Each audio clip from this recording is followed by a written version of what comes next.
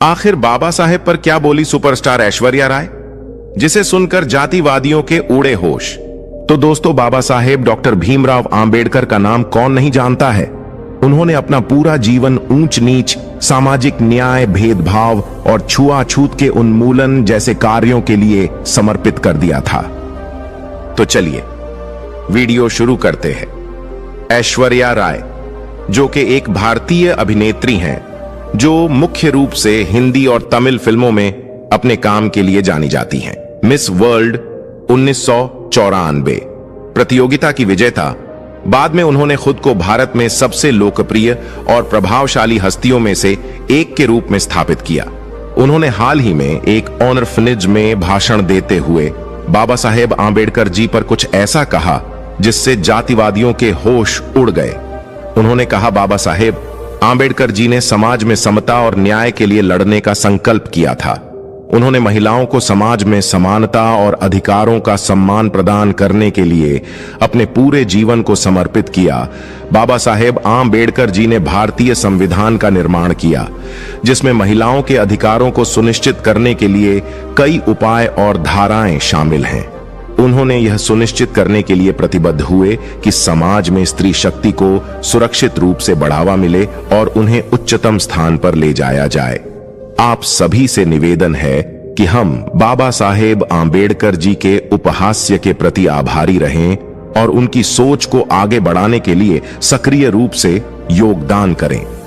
महिलाओं के अधिकारों की रक्षा करना हम सभी की जिम्मेदारी है और हमें बाबा साहेब आंबेडकर जी के उदाहरण से प्रेरित होकर इस कार्य में सहयोग करना चाहिए।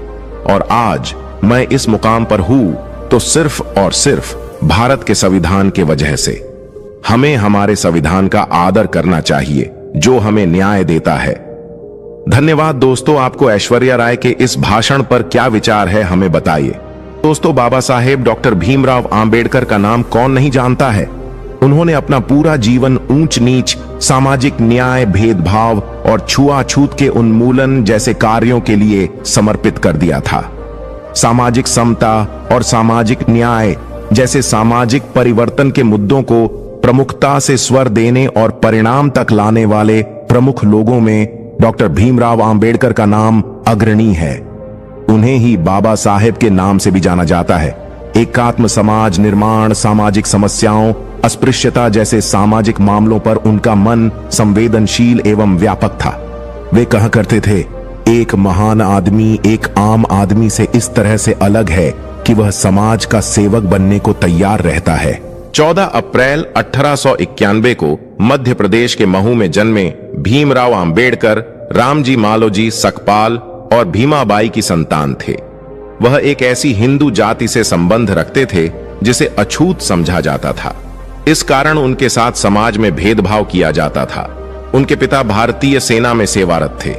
पहले भीमराव का उपनाम सकपाल था, पर उनके पिता ने अपने मूल गांव अंबाड़वे के नाम पर उनका उपनाम अंबावड़ेकर लिखवाया, जो बाद में आंबेडकर हो गया। पिता की सेवानिवृत्ति के बाद उनका परिवार महाराष्ट्र के सतारा चला गया। उनकी मां की मृत्यु के बाद उनके पिता ने दूसरा विवाह कर लिया और बॉम्बे जाकर बस गए। मुंबई जाकर उन्होंने शिक्षा ग्रहण की।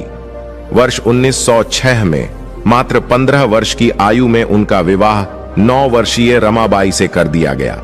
वर्ष 1908 में उन्होंने 12वीं पास की। स्कूली शिक्षा पूर्ण करने के बाद उन्होंने बॉम्बे के एल्फिंस्टन कॉलेज में दाखिला लिया।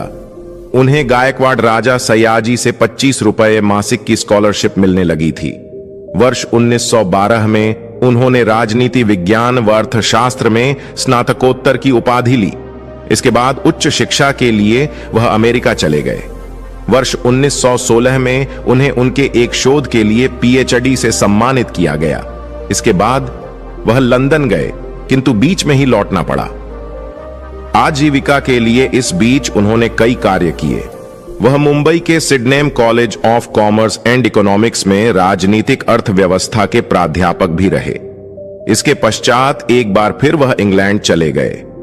वर्ष 1923 में उन्होंने अपना शोध रुपये की समस्याएं को पूरा किया। उन्हें लंदन विश्वविद्यालय द्वारा डॉक्टर ऑफ साइंस की उपाधि प्रदान की गई। उन्हें ब्रिटिश बार में बैरिस्टर के रूप में प्रवेश मिल गया। स्वदेश लौटते हुए भीमराव आम्बेडकर 3 महीने जर्मनी में रुके और बॉन विश्वविद्यालय में उन्होंने अर्थशास्त्र का अध्ययन जारी रखा। 1927 में कोलंबिया विश्वविद्यालय ने उन्हें पीएचडी की उपाधि प्रदान की। आम्बेडकर को बचपन से ही अस्पृश्यता से जूझना पड़ा। विद्यालय से लेकर नौकरी करने तक उनके साथ भेदभाव होता रहा। इस भेदभाव ने उनके मन को बहुत ठेस पहुंचाई। उन्होंने छुआछूत का समूल नाश करने की ठान ली। उन्होंने कहा कि जनजाति एवं दलित के लिए देश में एक भिन्न चुनाव प्रणाली होनी चाहिए। देश भर में घूम घूम कर उन्होंने दलितों के अधिकारों के लिए आवाज उठाई और लोगों को जागरूक किया। उन्होंने एक समाचार पत्र मूक नायक लीडर ऑफ साइलेंट शुरू किया। एक बार उनके भाषण से प्रभावित होकर कोल्हापुर के शासक ने अपने पद से त्यागपत्र दे दिया, जिसकी देश भर में चर्चा हुई। इस घटना ने भारतीय राजनीति को एक नया आयाम दिया। वर्ष 1936 में भीमराव आम्बेडकर ने स्वतंत्र मजदूर पार्टी की स्थापना की। अगले वर्ष 1937 के केंद्रीय विधानसभा चुनाव में उनकी पार्टी ने 15 सीटों पर विजय प्राप्त की। उन्होंने इस दल को all India schedule caste party में परिवर्तित कर दिया। वर्ष 1946 में संविधान सभा के चुनाव में वह खड़े तो हुए, किंतु सफलता नहीं मिली। वह रक्षा सलाहकार समिति और वायसराय की कार्यकारी परिषद के लिए श्रम मंत्री के रूप में सेवारत रहे। वह देश के पहले कानून मंत्री बने। उन्हें संविधान गठन समिति का अध्यक्ष बनाया गया। आम्बेडकर समानता पर विशेष बल देते थे। वह कहते थे, अगर देश की अलग अलग जाति एक दूसरे से अपनी लड़ाई समाप्त नहीं करेंगी तो देश एकजुट कभी नहीं हो सकता। यदि हम एक संयुक्त एकीकृत आधुनिक भारत चाहते हैं तो सभी धर्मशास्त्रों की संप्रभुता का अंत होना चाहिए। हमारे पास यह आजादी इसलिए है ताकि हम उन चीजों को सुधार सकें जो सामाजिक व्यवस्था, असमानता, भेदभाव और अन्य चीजों से भरी है, जो हमारे मौलिक अधिकारों के विरोधी हैं। एक सफल क्रांति के लिए केवल असंतोष का होना ही काफी नहीं है, बल्कि इसके लिए न्याय, राजनीतिक और सामाजिक अधिकारों में गहरी आस्था का होना भी बहुत आवश्यक है।